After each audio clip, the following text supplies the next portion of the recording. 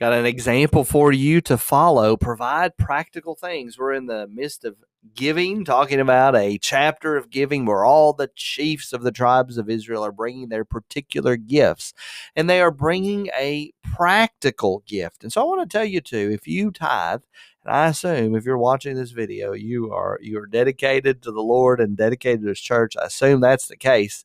Is that realize when you give to the general fund, sometimes we feel like, it's just kind of the normal stuff. But that when you give to the general fund, goodness, that's taking care of the roof, that's taking care of electric bills, it's taking care of things we really don't think much about.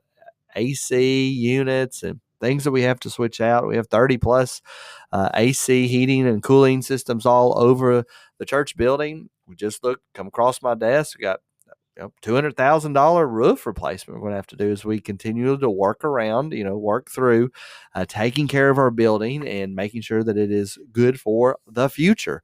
But we have to provide practical things. And that's exact. So I want to encourage you, when you give the general fund and you're giving in that way, you're paying the light bills, you're doing things that maybe it's not all super special, but those are things that have to be done. Otherwise, Central Baptist Church would cease to exist. When we give to the cooperative program and we give on to the Kentucky Baptist Convention, allows those things to go on. So provide practical things. It's a good thing. And so let's look at the offering that these chiefs gave on the seventh day.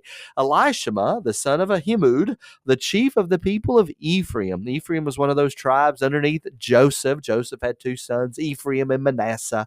And Ephraim was one of those sons that Joseph had that was large enough to become its own tribe. His offering was, look at it, one silver plate whose weight was 130 shekels, one silver basin of 70 shekels. So the plate was a large platter.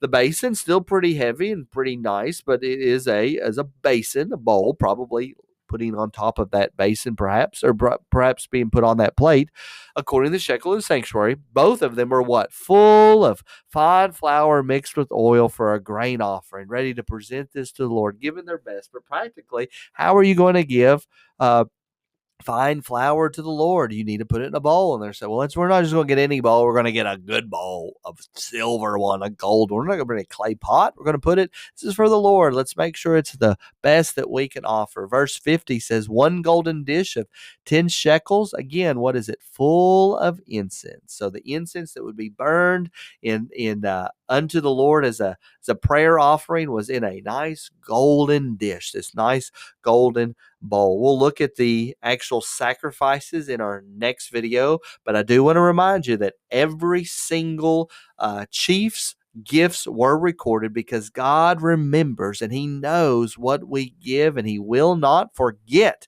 He might not write it down in scripture, but He's writing it down in His head, in His book. He knows, and He is going to reward His servants faithfully. Notice also it's the seventh day. This is happening day after day after day. The chiefs are coming systematically, one each day, to present their offering unto the Lord. I pray that's been a blessing to you. See ya in the next video.